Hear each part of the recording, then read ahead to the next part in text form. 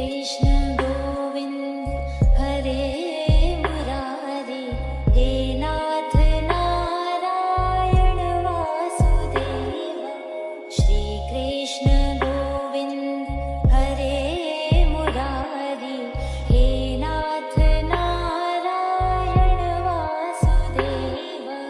पितु मात स्वामी सखा हमारे, पितु मात स्वामी सखा हमारे, नाथ नारायण वासुदेव। নমস্কার দর্শক বন্ধু, আমি সম্পার আমার চ্যানেলে আপনাদের সকলকে আরও একবার আমি স্বাগত জানাচ্ছি। প্রতি বছর কার্তিক পূর্ণিমা তিথিতে পালন করা হয় রাধাকৃষ্ণের প্রেমের উৎসব রাস পূর্ণিমা। এই বছর আগামী 29শে কার্তিক আর ইংরাজির 15ই নভেম্বর শুক্রবার পালিত হবে রাস পূর্ণিমা। পূর্ণিমা তিথি পড়ছে বাংলার 28শে কার্তিক, ইংরাজির 14ই নভেম্বর বৃহস্পতিবার শেষ রাত্রি 5:15 থেকে। পূর্ণিমা থাকছে বাংলার 29শে কার্তিক, ইংরাজির 15ই নভেম্বর শুক্রবার রাত্রি 3:04 পর্যন্ত। বৈষ্ণব সম্প্রদায়ের কাছে রাস অন্যতম একটি প্রধান উৎসব। পুরাণ অনুসারে বৃন্দাবনে থাকাকালীন শ্রীকৃষ্ণ গোপিনীদের কাছে প্রতিজ্ঞা করেছিলেন যে তিনি তাদের মনের সব ইচ্ছে পূরণ করবেন এবং তাদের সঙ্গে রাসলীলা করবেন। সেই প্রতিজ্ঞা রাখতেই কার্তিক পূর্ণিমা তিথিতে রাধা ও অন্য গোপিনীদের সঙ্গে রাসলীলা করেছিলেন পরমেশ্বর ভগবান শ্রীকৃষ্ণ।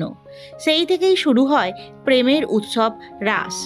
গোপিনী সহযোগে রাধাকৃষ্ণের আরাধনাই রাসের মূল বিষয়। বৃন্দাবন, মথুরা, উড়িষ্যা, অসম, মণিপুর এবং পশ্চিমবঙ্গের বিভিন্ন জায়গায় মহা আড়ম্বরের সঙ্গে এই উৎসব পালন করা হয়। বন্ধুরা, আজকের এই পর্বে আমি আপনাদের সাথে শেয়ার করে নেব কিভাবে রাস পূর্ণিমার দিনে অত্যন্ত সহজ সরল পদ্ধতিতে আপনারা আপনাদের বাড়িতে রাধা মাধবের আর ছোট্ট গোপাল সোনার পূজা অর্চনা কিভাবে করবেন সেই ভিডিও। পুজোর শুরুতেই আমি নিজেকে আচমন করে বিষ্ণু স্মরণ করে নিয়েছি আর পুজোর সমস্ত ফুলের মধ্যে গঙ্গা জল, অগুরু, চন্দন ও কর্পূর ছিটিয়ে দিয়েছি। ধূপ দীপ জ্বালিয়ে নিয়েছি। এখন আমি আমার রাধা মাধব আর গোপালকে স্নান অভিষেক করিয়ে নিচ্ছি। আমি দুধ গঙ্গা জল দিয়ে স্নান করাচ্ছি। আপনারা চাইলে এই দিনে পঞ্চামৃত অভিষেক দিতে পারেন। দুধ দিয়ে অভিষেক করানোর পরে আমি সুগন্ধি জল দিয়ে অভিষেক করাবো। আমি এখানে বিশুদ্ধ পানীয় জল নিয়ে নিয়েছি। এর মধ্যে দিয়ে দিলাম অল্প একটু চন্দন, এরপরে দিয়ে দিচ্ছি অগুরু আর দিয়ে দেবো অল্প একটু কর্পূরের গুঁড়ো।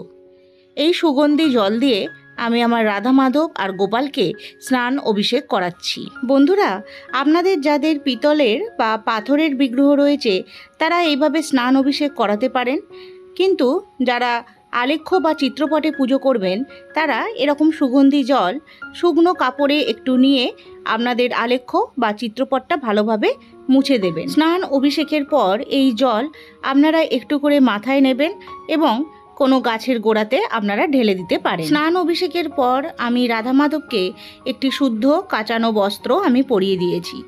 এই দিনে আপনারা আপনাদের রাধা মাধবের উদ্দেশ্যে বা গোপাল সোনার উদ্দেশ্যে কোনো নতুন বস্ত্র আপনারা পরাতে পারেন। এখানে এই সিংহাসনটাতে রাধা মাধবকে বসালাম আর এই সিংহাসনের মধ্যে আমি আমার গোপাল সোনাকে এই জায়গাটাতে বসিয়ে দেব।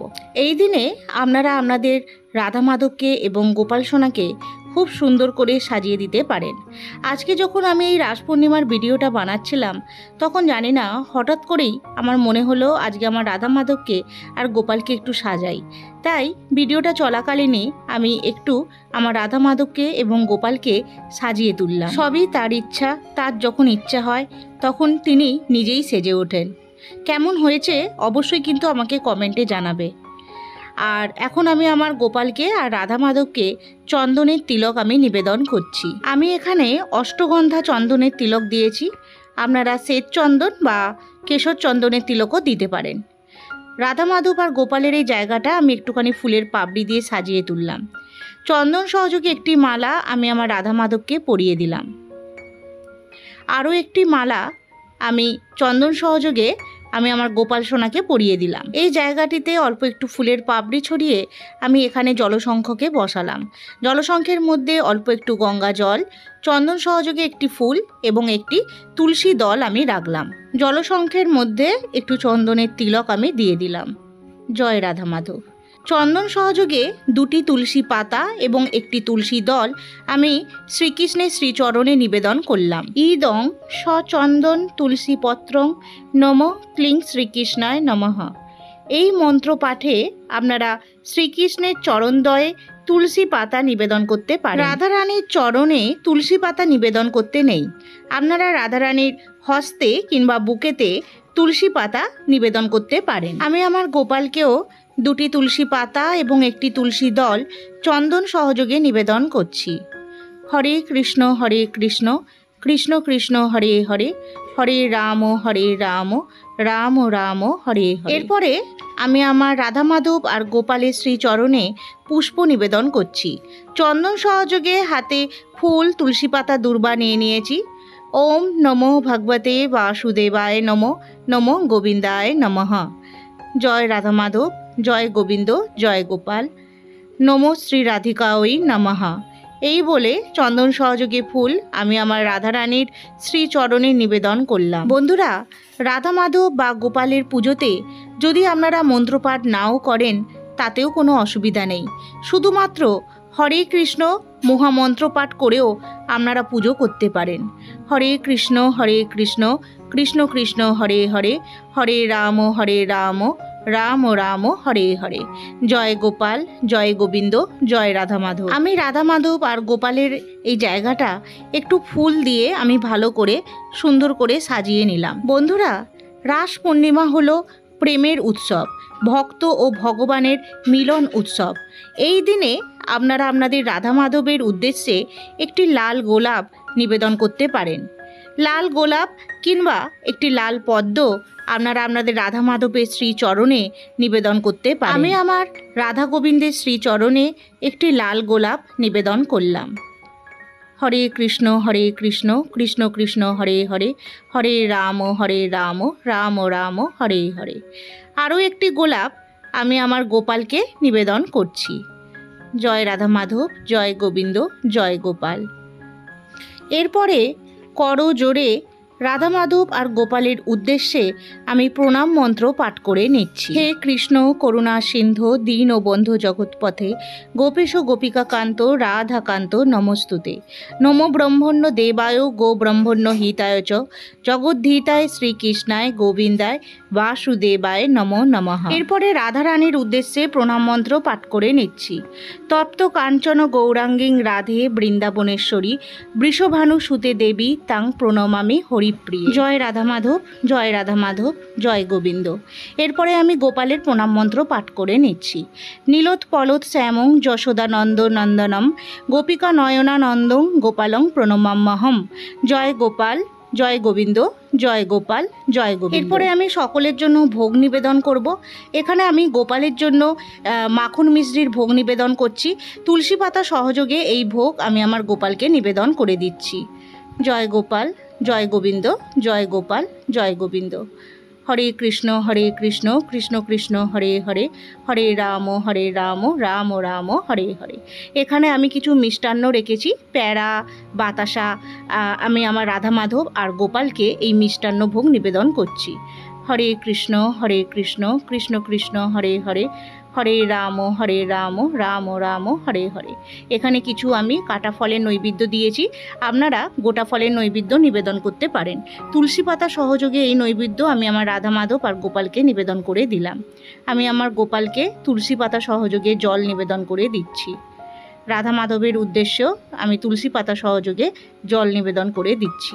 বন্ধুরা, এই দিনে আপনারা নিজে হাতে করে ভোগ বানিয়ে লুচি, সুজি, পায়েস, আপনারা এই সমস্ত ভোগ আপনারা গোপাল এবং রাধা মাধবের উদ্দেশ্যে নিবেদন করতে পারেন। বন্ধুরা, ভোগ নিবেদনের পরে আমি আমার রাধা মাধব আর গোপালের উদ্দেশ্যে মঙ্গল আরতি করে নেব।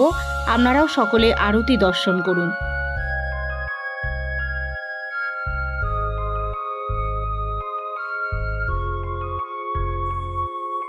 श्री कृष्ण गोविंद हरे मुरारी, हे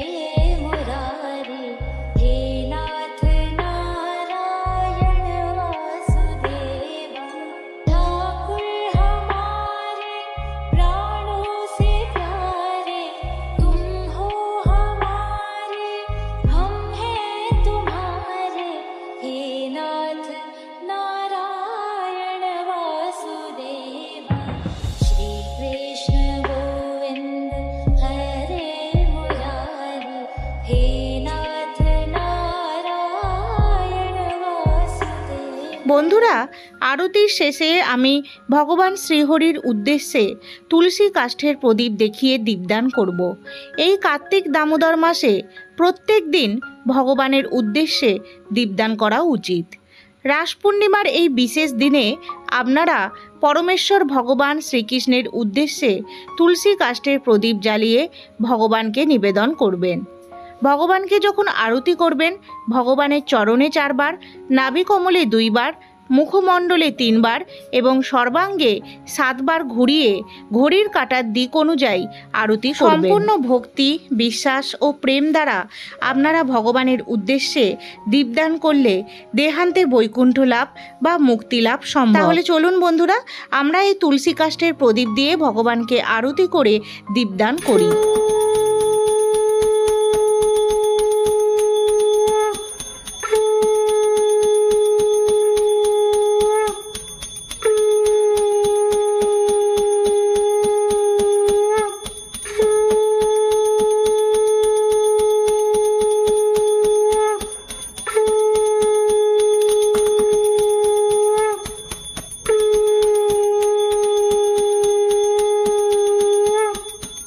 বন্ধুরা, আরতির শেষে অবশ্যই করজোড়ে আপনারা ভগবানের কাছে নিজেদের মনস্কামনা প্রার্থনা করবেন।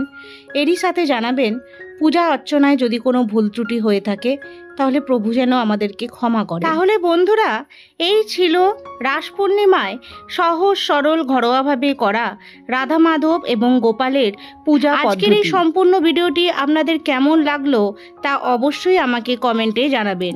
আজকের এই ভিডিওটি ভালো লেগে থাকলে অবশ্যই অন্যান্য বন্ধুদের মধ্যে শেয়ার করে দেবার অনুরোধ রইল। আজ এই পর্যন্তই রইল, আবারও দেখা হবে আগামী পর্বে। সকলে ভালো থাকবেন, সুস্থ থাকবেন। রাধে রাধে।